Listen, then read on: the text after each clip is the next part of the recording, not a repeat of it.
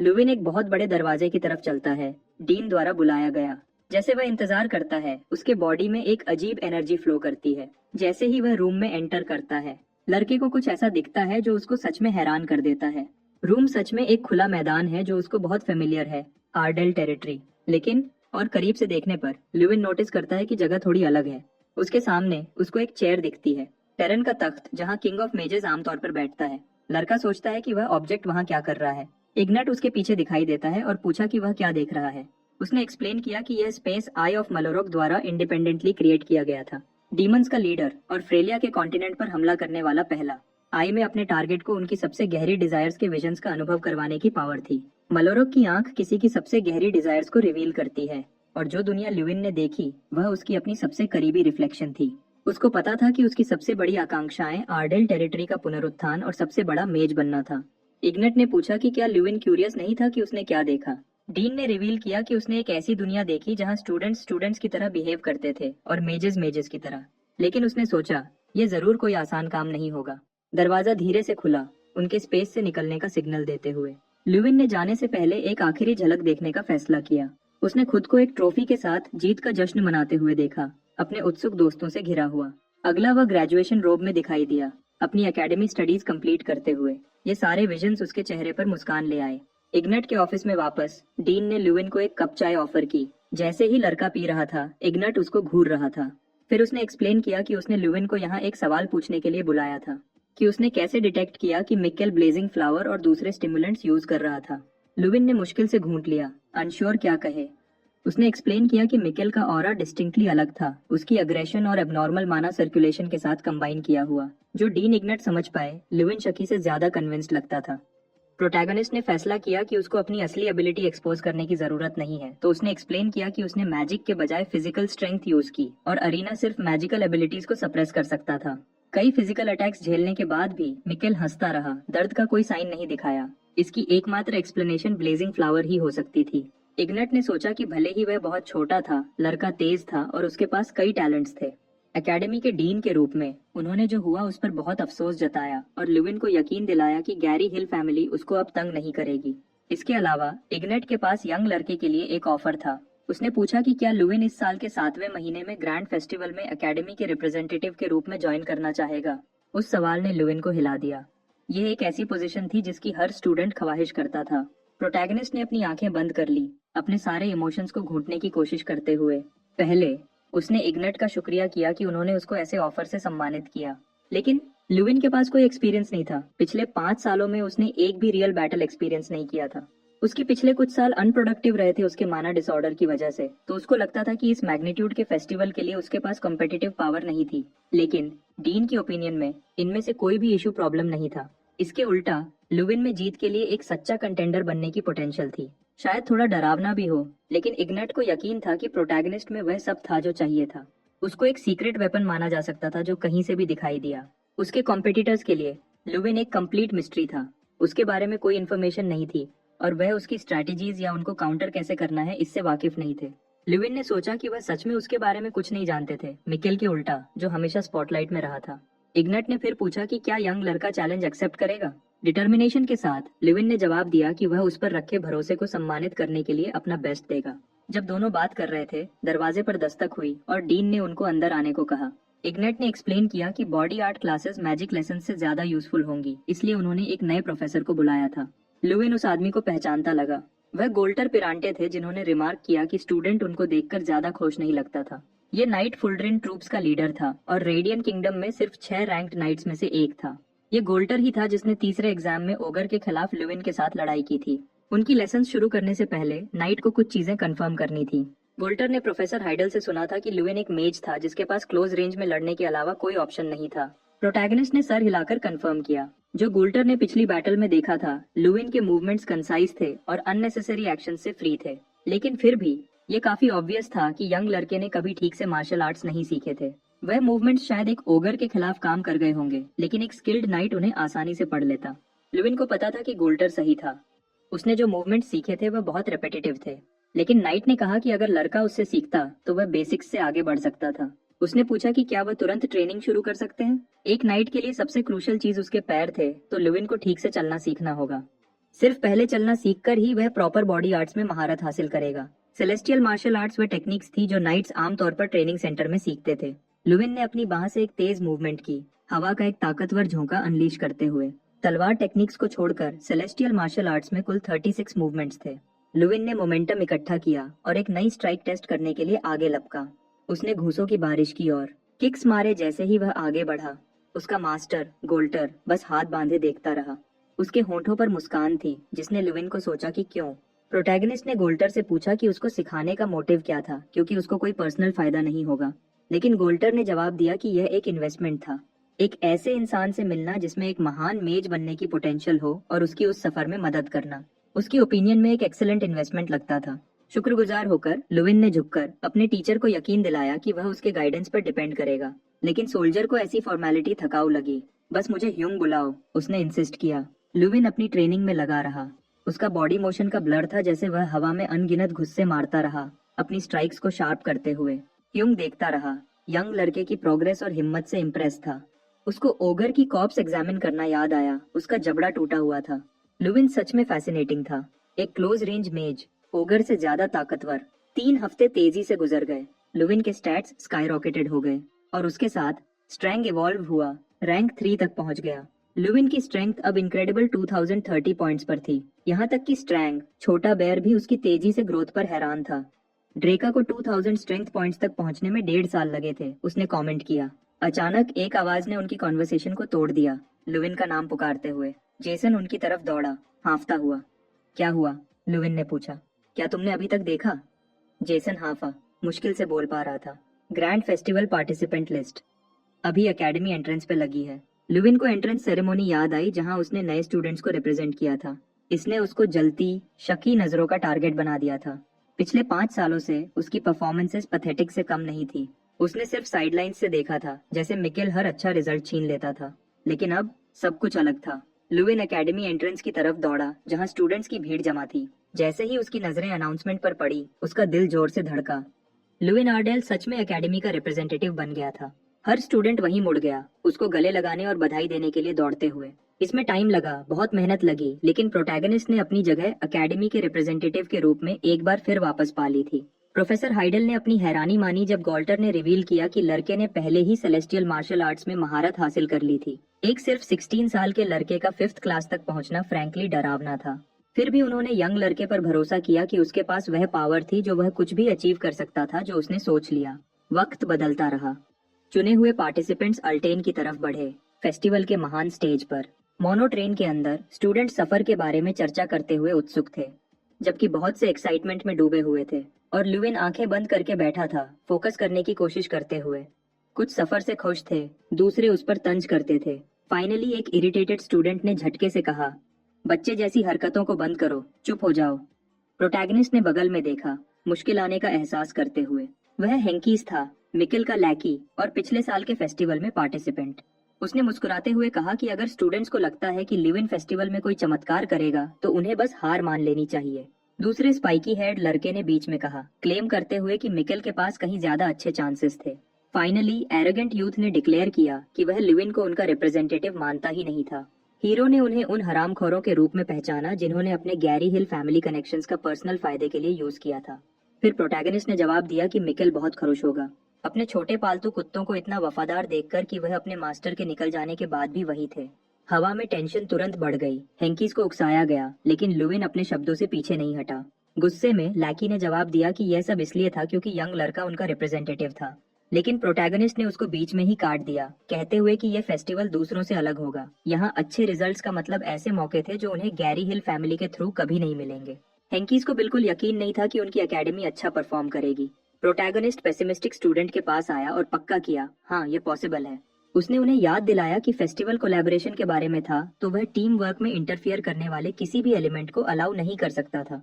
गुस्से में दूसरे लड़के ने पूछा, क्या तुम हमारे बिना कम्पीट करने का प्लान बना रहे हो लिविन? प्रोटैगनिस्ट ने लड़कों से वहां जाते वक्त अच्छे से सोचने को कहा, क्योंकि कोई गैरी हिल नहीं बचेगा उनकी वफादारी को पहचानने के लिए।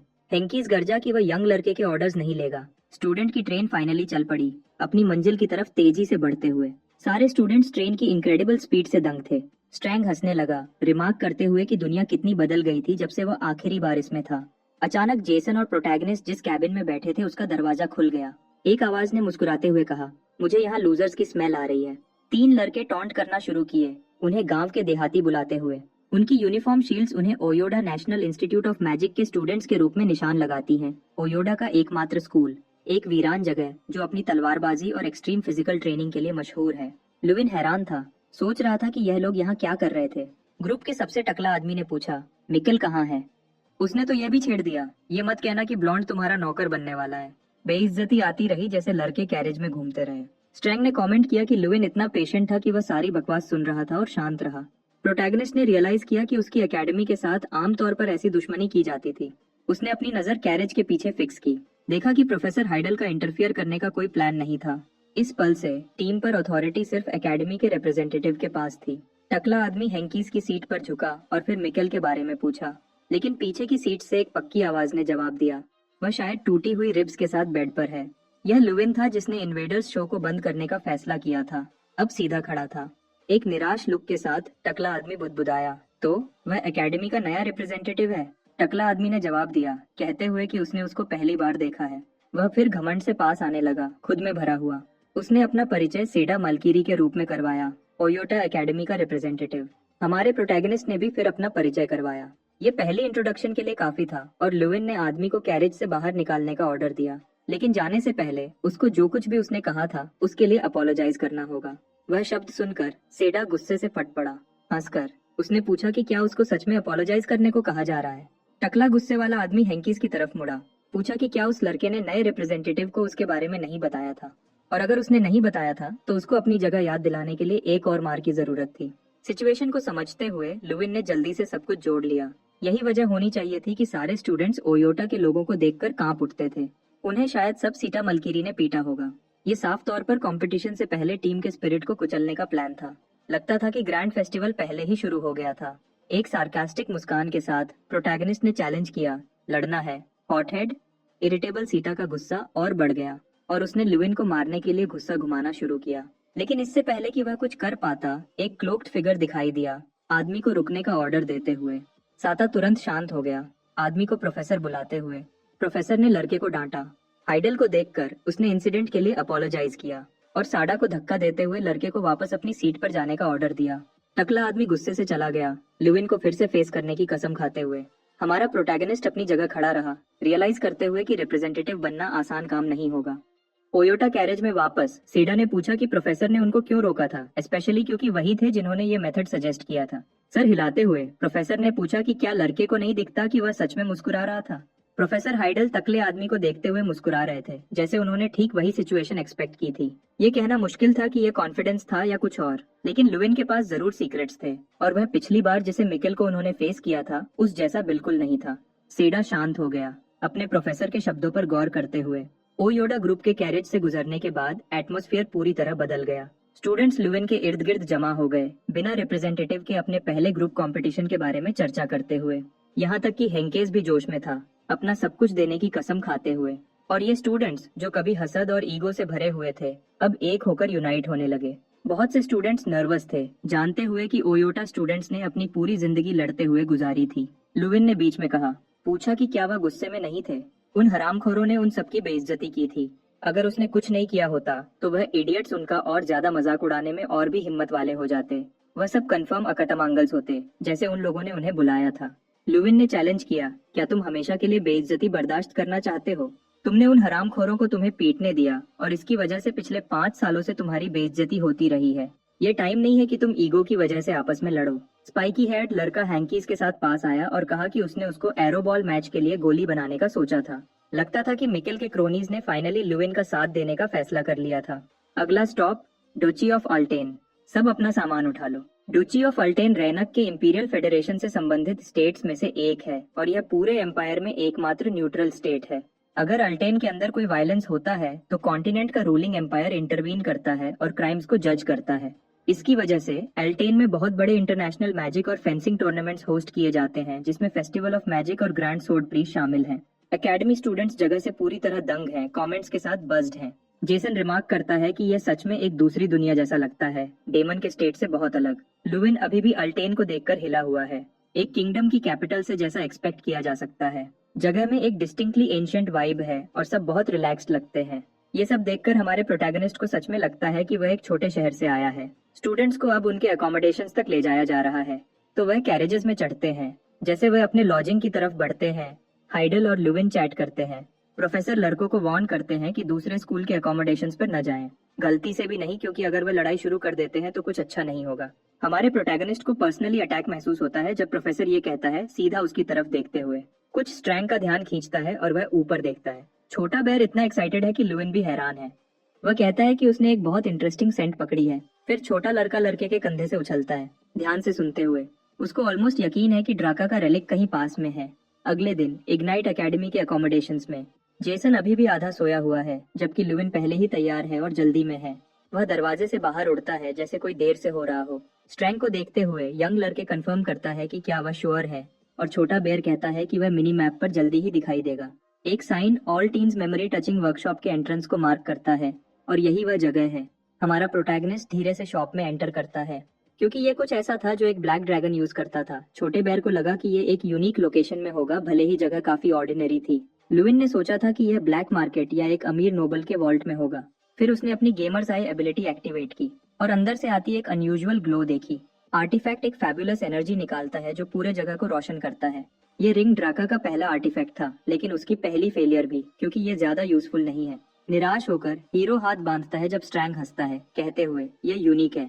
रिंग सिर्फ यूजर को अटैक से रेजिस्ट नहीं करती, बल्कि दोस्तों के टच से भी, या यहाँ तक कि गर्लफ्रेंड के गले लगाने से भी। ये सच में बेकार हो सकती है और उसका कोई ट्रिवियल फंक्शन हो सकता है, लेकिन ये कलेक्ट करने लायक है।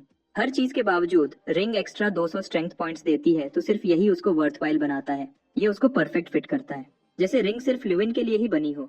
तो लड़का शॉप ओनर से प्राइस के बारे में पूछता है। बूढ़ा आदमी कहता है कि वह कुछ भी चार्ज नहीं करेगा, क्योंकि रिंग बहुत सालों से वहीं पड़ी है। बूढ़े आदमी की काइंडनेस का फायदा न उठाते हुए लुविन कुछ और खरीदने का फैसला करता है। ऐसे पलों में उसकी गेमर्स आई स्किल इनक्रेडिबली कन्वीनियंट होती है। उसको हर आइटम की रैरिटी एनालाइज करने की परमिशन देती है। लेकिन जैसे वह शेल्फ्स स्कैन कर रहा था, कुछ ने उसका ध्यान खींच लिया। क्वांटम मैकेनिक्स ऑफ मैजिक और सोर्ड्समैनशिप पर एक हाई रैरिटी बुक। जैसे ही उसने उसको पकड़ने के लिए हाथ बढ़ाया, एक सफेद बालों वाली लड़की भी पास आई। उसको देखते हुए लुविन उसका नाम और स्टेटस देख सकता था। वह आयरीन प्रियस थी, सीकी वुमेन्स यूनिवर्सिटी से, एक 5th क्लास मेज जिसमें इनक्रेडिबली हाई पोटेंशियल थी। किंग ऑफ मेजेस, जिसे फ्रंटियर मेज भी कहा जाता है, टेरन आर्टेमिस ने आयरीन को नेक्स्ट जनरेशन के 11 यंग मेजेस में से एक चुना था। लुविन ने सुना था कि वह 5th क्लास के करीब एक जीनियस थी, लेकिन लगता था कि अफवाहें ने उसको एक्चुअली अंडर एस्टिमेट किया था। सीरियस आवाज में आयरीन ने उसको बुक छोड़ने को कहा, लेकिन लुविन अपनी जगह खड़ा रहा, कहते हुए कि उसने उसको पहले टच किया था। उसने अपना परिचय करवाया, बताते हुए कि उसको पहले ही जो चाहिए था वह मिल गया था और वह बस कुछ और खरीदने के लिए ढूंढ रहा था, जबकि वह वहीं थी, सिर्फ इस बुक के लिए।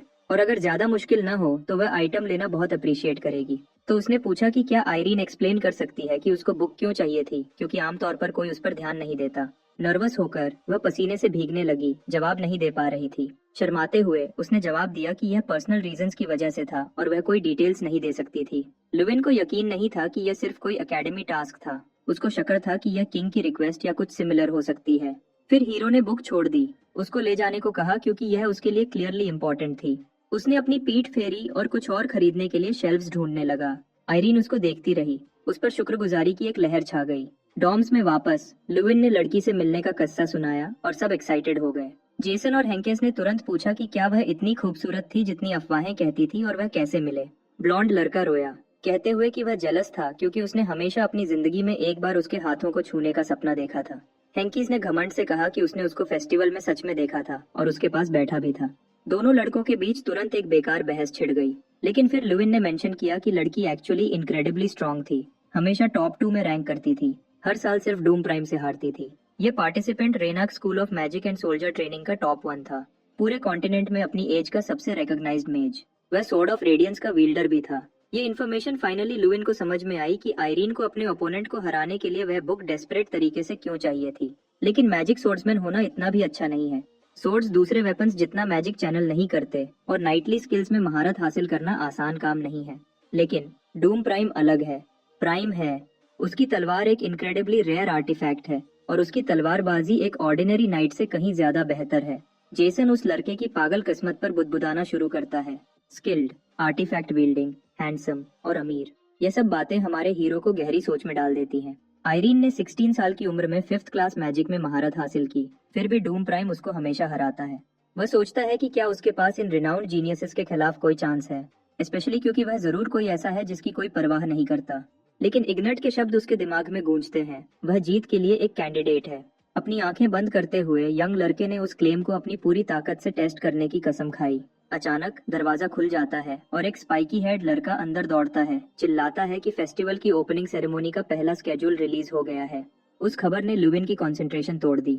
वह खड़ा हो गया और एग्जिट की तरफ बढ़ा। उसका दिमाग एक चीज पे फिक्स्ड था, द ग्रैंड फेस्टिवल जो अभी शुरू हुआ है। अलग अलग एकेडमीज के स्टूडेंट्स इवेंट के शुरू होने का बेसब्री से इंतजार कर रहे हैं। हमारा प्रोटैगनिस्ट और भी एंग्शियस है, डेस्परेट है ये पता करने के लिए कि उसका ओपोनेंट कौन होगा। जैसे ही बड़े स्क्रीन पर सिंबल्स फ्लैश करते हैं, एक आवाज उनके दुश्मनों का अनाउंसमेंट करती है, द अकेडेमोंगल्स। लुविन पीछे देखता है जैसे इंसान घमंड करता रहता है कि यह एक आसान जीत होगी। सीडा रिमार्क करता है कि पहले इग्नाइट को फेस करना अच्छी किस्मत है, उनको कुछ मजा करने को मिलेगा। लुविन लेकिन सोचता है कि ओयोटा एकेडमी सबसे खराब पॉसिबल ओपोनेंट है। वह गंदी हरकतें करने के लिए मशहूर है और बहुत से स्टूडेंट्स उनकी टैक्टिक्स से ट्रॉमेटाइज्ड हुए हैं। सीडा उनका मजाक उड़ाता रहता है, क्लेम करता है कि उनके ओपोनेंट्स इतने कमजोर हैं कि वह वार्म अप के लिए भी अच्छे नहीं हैं। बेइज्जती आती रहती है, मौजूद ओयोटा स्टूडेंट्स में हंसी छिड़कती है। मुस्कुराते हुए लुविन ने इस सिचुएशन को यूज करने का फैसला किया, एक मौके के रूप में यह प्रूव करने के लिए कि इग्नाइट एकेडमी अब वैसी नहीं है। वह सीटा के पास चलता है और उसको कहता है कि वह उसका इंतजार कर रहा था। उसने नोटिस किया कि बहुत से ओयोटा स्टूडेंट्स ग्रैंड फेस्टिवल में पार्टिसिपेट करेंगे, तो उसने अपना परिचय करवाने का फैसला किया। एक पक्की आवाज में यंग लड़के ने अपना परिचय करवाया, कहते हुए सबसे मिलकर खुशी हुई। उसने ऐड किया कि वह ज्यादा नहीं कहेगा, लेकिन उसकी एक रिक्वेस्ट है, हमें फिर कभी अकाटा मोंगल्स मत बुलाना, मुझे ये इनक्रेडिबली रूड लगता है। ये एटीट्यूड सीटा को पूरी तरह दंग कर देता है, एरोगेंट तकले आदमी को। ल्यूविन बहुत टाइम से लास्ट प्लेस में फंसा हुआ था और वह इससे तंग आ चुका था, तो अब वह टॉप स्पॉट के लिए लड़ेगा। ओयोडा स्टूडेंट्स ने जवाब में अपना जोश बढ़ाया, डिक्लेयर करते हुए कि वह उन्हें वैसा बुलाना बंद नहीं करेंगे। सीडा ने ल्यूविन के शब्दों पर तंज किया, पूछा, तुम अपने आप को क्या समझते हो? जैसे ही उसने अपने डीन के शब्द याद किए, ल्यूविन के दिमाग में एक अकेली ताकतवर सोच जागी। उसने खुद को अल्टीमेट ट्रम्प कार्ड डिक्लेयर किया, फिर कभी पीछे न हटने की कसम खाते हुए। ओयोटा एकेडमी के डॉर्म्स में वापस एक गुस्से वाली बहस छिड़ गई। लड़के ल्यूविन आर्डेल की आइडेंटिटी पर बहस कर रहे थे और कुछ क्विक डिगिंग के बाद उन्होंने उसका पास्ट ढूंढ निकाला, एक फेल्ड स्टूडेंट। फिर अचानक सेमेस्टर के अंत में उसने हैरतअंगेज 180 पॉइंट स्कोर किए थे, स्टेलर ग्रेड्स के साथ एक प्रोडिजी में बदल गया। उसकी अचानक बढ़ी हुई कॉन्फिडेंस, उन्होंने कंक्लूड किया, जरूर इस अनएक्सपेक्टेड सक्सेस से आई होगी। सीडर को अपने प्रोफेसर की क्रिप्टिक वार्निंग याद आई। ल्यूविन के पास कुछ ऐसा था जो उन्होंने अभी तक नहीं समझा था, लेकिन उसने जल्दी से चिंता को टाल दिया। उन्हें सिर्फ अकाटा मोंगल्स कहकर डिसमिस करते हुए, आराम से स्ट्रेच करते हुए उसने कसम खाई, मैं उनसे जल्दी ही निपट लूंगा। The traditional Toyota way. Ignite academy के अकोमोडेशन में वापस। कल माना ग्रेनेड लॉन्च इवेंट होने वाला था। ये एक तेज टीम कंपटीशन था जिसमें रिप्रेजेंटेटिव के अलावा हर मेंबर पार्टिसिपेट करता था। ये चैलेंज पार्टिसिपेंट्स को मिथ्रिल गोलम्स के खिलाफ खड़ा करता था, उन्हें डिस्ट्रॉय करने के लिए माना ग्रेनेड्स फेंकते हुए। जो टीम उन्हें सबसे तेज तोड़ती वह जीत हासिल करती। एक फिक्रमंद स्टूडेंट ल्यूविन के पास आया, उसकी आवाज में शक भरा हुआ था, क्या हम सच में अपने प्रोटैगनिस्ट के बिना ठीक रहेंगे? ल्यूविन, हमेशा ऑनेस्ट, ने माना ओयोटा एकेडमी के कंपैरिजन में इग्नाइट में सच में इंडिविजुअल टैलेंट्स की कमी है। फिर भी उसको गहरे में पता था कि जीत अभी भी उनकी पहुंच में थी। एक ग्रुप कंपटीशन के रूप में अगर वह सच में एक होकर काम करते तो वह जरूर जीत सकते थे। इसलिए उन्हें तुरंत स्पेशलाइज्ड ग्रुप्स में स्प्लिट होना होगा।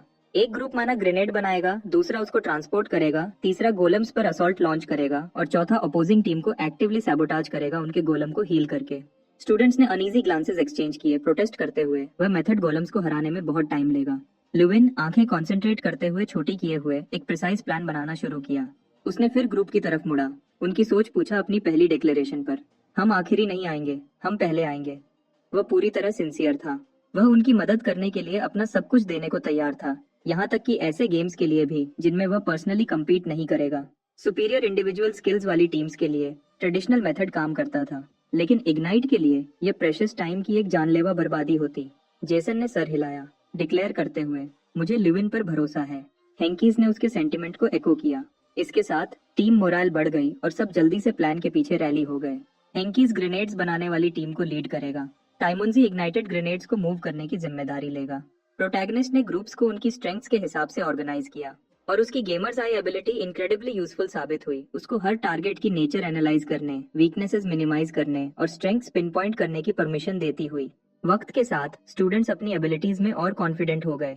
एक बार जब हर स्टूडेंट को उनके परफेक्ट ग्रुप में रखा गया तो सबसे शकी को भी उम्मीद की लहर महसूस होने लगी।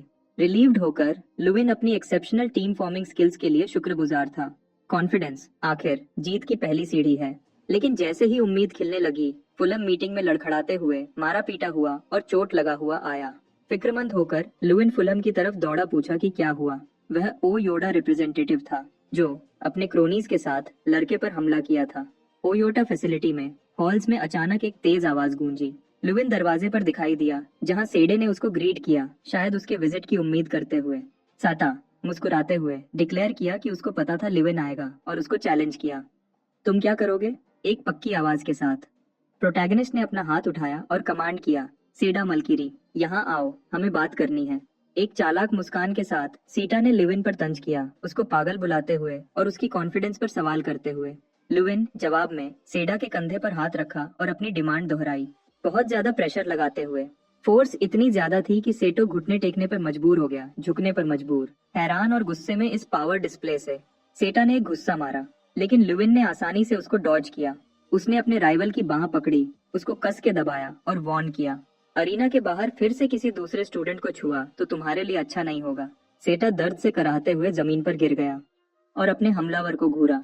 लुविन ने उसकी नजर से नजर मिलाई और एक वेजर प्रपोज किया। इग्नाइट फैसिलिटी में वापस स्टूडेंट्स वेजर के बारे में चर्चा करते हुए उत्सुक थे। अगर उन्होंने ओयोटा को हरा दिया तो सेटा को वही फ्लिक मिलेगी जो मिक्केल को तोड़ दिया था और उसको सबसे अपोलोजाइज करने पर मजबूर किया जाएगा। इसने स्टूडेंट्स के इरादे को और भड़काया, उन्हें जीतने के लिए और ज्यादा डिटरमिन्ड बनाया। लेकिन एक स्टूडेंट ने एक्साइटमेंट को काट दिया, अनाउंस करते हुए कि उन्हें अल्टाइन स्टेडियम की तरफ दौड़ना होगा। यह ग्रैंड फेस्टिवल था, पूरे कॉन्टिनेंट के मेजेस के लिए एक इवेंट।